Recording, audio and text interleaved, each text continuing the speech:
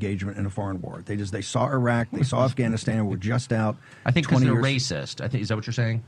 They're just bigots. So why is Fox continue to pound that? Because they really, really mean it. And you saw they really mean it. I mean, there is a kind of sincerity there that I respect. I don't know why they fired me, but I think no one ever told me. And I just want to say for the fifth time, they could not have been nicer when they fired me. And they couldn't have been, more friendly. I talked to them recently, to the owners recently, because I still like them, even though we disagree. So I'm not whining about them as people, but I think they canned me from Fox or shut down my show because I criticized Zelensky, and Zelensky's close to the owners of the company. It's like, well, how did that happen? Why is Zelensky? I don't know. I don't understand. There's a lot I don't understand. All I know is that it's not just Fox News. It's the American media generally. It's government institutions. It's this city. It's the people I used to live next to on Chambridge Road Northwest in D.C. They are deadly serious on the subject of projection of force abroad. That is the one. They have no sense of humor about it at all. They'll lecture you all day about the gays and the black people and, in this house, we believe in science. They don't give a shit about science or black people or gays or transgender. What they care about is the projection of force against their enemies on the other side of the globe.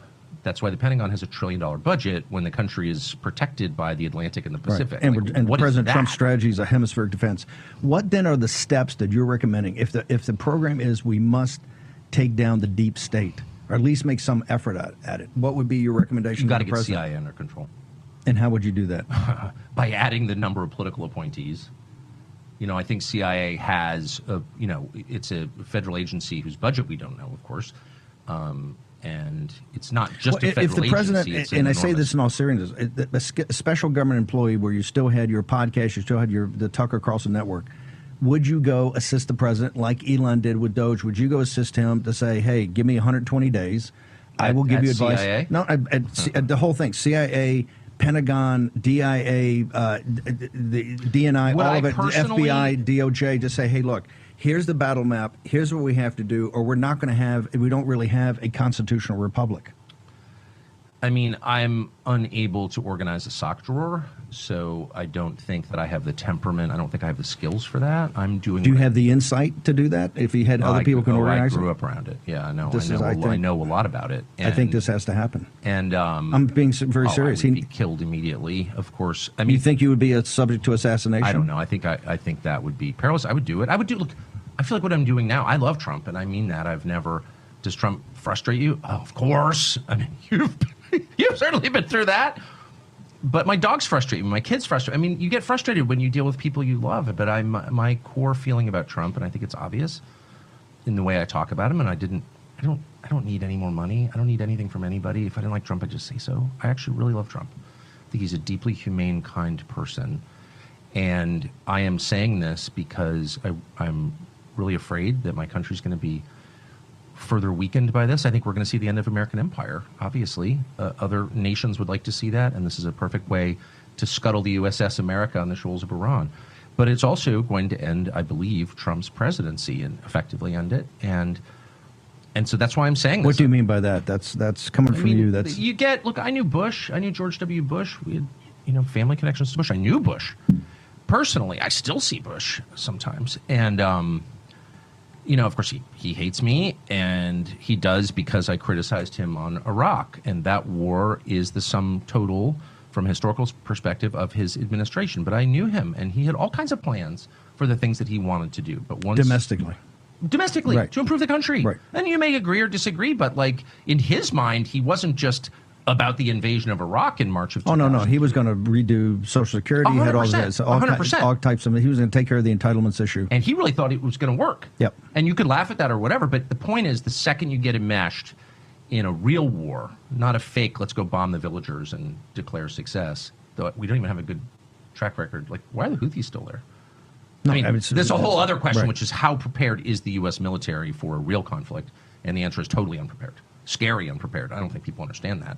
But anyway, the only reason I'm saying any of this is because I really, really care.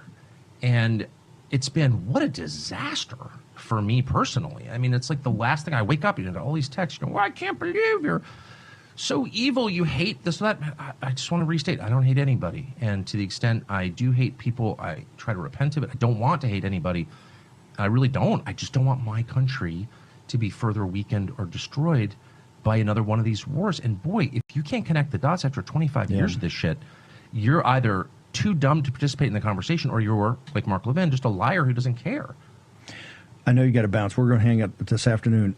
One question. If you were able to see the president in the next couple of days when he gets back, what would be the 2 or 3 things you would tell him, Mr. President, this is my heartfelt advice about where we are right now for the country? I can tell you because I think I try to speak exactly the same. Well, you know me. I speak exactly the same in private. I use the F word more.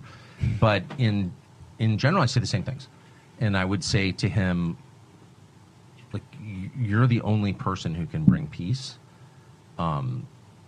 You should continue to try and do that. It's difficult. It takes a long time. But your timetable is the only timetable that matters. Don't get bum rushed. You don't need to fix this because there's political turmoil in Bibi's coalition. Like, right. That's not relevant. He's at 30% approval is not your problem. Yeah, just because some ultra-Orthodox party doesn't want to be conscripted or whatever's going on in Israel, these are long-time problems that country has had. That's not relevant to our plans or to your plans as the leader of the free world, okay? A. B, if you get involved in a war that includes American troops and force, if you're lobbing missiles from submarines into Iran... or combat sorties. You're doing combat sorties. I actually say we're combatant now, but I mean, you could basically argue maybe not what the air defense. I just want to pretend we're not. Okay. Because, of course we are. But I want to pretend we're not because we're in the final stages of being able to pull back. And pretty soon there's no pulling back. We're still sending money to Ukraine to fight Vladimir Putin. Like, how did that happen? It happened because nobody just stopped it. Nobody said, hey, Zelensky, you're not even elected. You're a dictator. Off the stage. Run to Switzerland. Get out of here. No, the intelligence services are helping from Wiesbaden to plan the 3,000-mile strike into their strategic assets in the country. The U.S. intel services are also fully aware of the many assassinations and assassination attempts against opponents and critics of the Ukrainian regime. Many, including someone I know. So this is super dark, man. The more you know about it, it's like the U.S., the IC, American intel community, is aware that the Ukrainian intel community is murdering people, including Americans? Like, how can that even happen? So there's a lot. But the last thing I'll say is the second I've seen it, the second the killing starts, the calculations change. People become much less principled, much less reasonable, much less able to see vengeance and annihilation. And they can't see their own interests clearly. And so don't go there.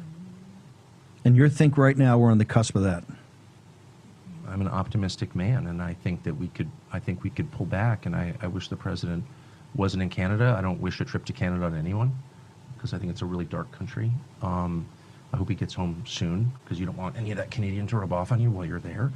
But yeah, I mean, I think that this can be stopped, but it's going to require a really tough step, which is to say to our client state, we love you, we want to help you. We don't think you're acting in your own interest. But, we could debate that, but what we're not going to do is imperil American national security or the American economy or America itself on your behalf. We're not going to do that because that's immoral for us to do that. Our population doesn't want it, and we're saying this with love, but no. As you would say to a child. I mean, you've got a bunch of kids, you say no to them? Of course you do, because you love them. It's okay to do that. And their proxies in the United States, and Barry and that Levin character will jump, you hate them. Don't hate them at all. I like them. This is crazy. What's the end game here? The end game, of course, is to topple the regime and just have this 90 million person civil war and further destroy Europe and the world. It's like we're not doing that again. Already been through this. We're not doing that again. And this is big boy stuff. This is not Gaza. And I never say anything about Gaza because I really tried, very offended by it. They blew up a church in Gaza with my money. I'm a Christian. Like, no. How about no? I said one thing about that, man. I've never heard the end of it. But I've tried to stay away from Gaza. But now we're talking about a huge country. We're talking about Southwest Asia, one of the biggest energy producers and in the an world. ancient civilization. This is not... Also, since you're not going to convince me that the Iranians, I'm not a Shiite. I'm not like on the side of the Shiite clerics. I'm a freaking Episcopalian. Settle down. However, you're not going to convince me that the Iranian people are my enemy. Again, we're going down this here. Here's who you're required to hate. It's Orwell, man. I'm a free man. You're not telling me who I have to hate. I'll decide who I like and don't like on the basis of my values and what I believe my interests are. They spent, 5 years telling me Vladimir Putin is your enemy. No, he's not. I'm not mad at Vladimir Putin. Tell me why I should be. I'm mad at you. You know what I mean? I'm just like, whatever. It's all so fake. I'm not playing along. And here you're going to be doing interviews to take it up a couple of notches. I really just want to get away from this topic because it's one of those topics that intersects with a lot of other things. So it's not like Belgium is getting frisky with Liechtenstein and like I have an opinion on that. This is a country that's at the very center of the three biggest religions in the world. That is, a Jewish state. So whatever that means exactly, and so it has an emotional resonance for Jewish people in America, some of whom are my close friends, that is different from any other country. It's not like, when things happen in Sweden or the UK where my ancestors are from, people aren't quite as emotional. It's very emotional. So I don't want anything to do with it at all. I don't want to criticize Bibi. I don't want to talk about Gaza. Look, I feel completely backed into a corner here where it's like we are on the cusp of entering a war on behalf of a political leader in a faraway country that's going to really hurt my country. I've got 4 kids. I want to have grandkids. Like, are you even joking? Stop. And I tried to be like quiet about it. I don't want to get involved in any of this because, again, people are so emotional. How could you? I mean, you should see my text this morning. I got threatened by someone this morning, actually. Who I like. Threatened as by a friend, a colleague, or somebody that just came and said it's too much? It's very careless what you said. It's very careless. Careless? I was like, hey, asshole, I know what you're saying. I got it. Very careless. Anyway, whatever. I'm not whining. I'm not AOC. Oh, I'm under such threat. I'm not under threat. But what I'm saying is I don't want to be involved in this at all. And I think most Americans don't. And it's only because we're inexorably getting drawn into a war. By a tiny minority of people. Like I know 1 million people who are pro-Israel and Jewish, or pro-Israel and not Jewish, like me. I've always been pro-Israel. Who are like, I don't think this is good. It doesn't, like, why do we allow 3% of the participants in this conversation to like define the terms? If you are okay with any Iranian enrichment at all, you're for the Ayatollahs and you're against Israel. What? Shut up. No, I'm not going to allow you to define the terms. You're a total liar. I mean, these are liars. Like, for real, will say anything. I'm working for Qatar. Trump was actually pretending to go through a peace process. No, that thing was terrible. And Steve Witkoff, who I know very well, who's one of the most pure-hearted people, whether you agree with them or not. If you're calling into question Steve Witkoff's motives, like, Witkoff doesn't need any of this. He's just doing it because he wants to help. That's it. He's paying for it himself. And if you're telling me that Steve Witkoff is working for Qatar, that's what set me over the edge, because I know Witkoff well, and I really love Steve Witkoff, and I think I don't agree with him on everything, but I think he's like a decent man who wants what's best for Donald Trump, his best friend, and the United States. And that's enough for me. Like, I see his motive as pure. It is pure. I know him well. And when they're calling him an anti-Semite, it's like so nuts. That's when I was like, I can't believe I have to get involved in this, but because it's too much. It's just too much. You can't let that go unresponded to. You have to stand up and say, I'm sorry, that's just not true. That's a lie, and you know it's a lie. But you're not going to back down from this. You're going to. I want to back down immediately. I just want to get away from this. I want to go back. I'm missing a lot of my favorite things and a lot of my favorite people. I don't want to argue about Israel of all subjects. Oh my gosh. And I'm not going to become a crazy person or a hater. Part of the dynamic here is you become the things they accuse you of being. Like, I've seen this happen to many people, not many, but I have seen it happen, where they say, you love Putin. They said that to me for years now, and then one day you're like, fuck it, I love Putin. Okay. I think Putin's an amazing leader. I've always thought that, but I'm not like a close friend of Putin's. They can drive you to become a worse version of yourself by accusing you of being it. You sort of grow into the attack.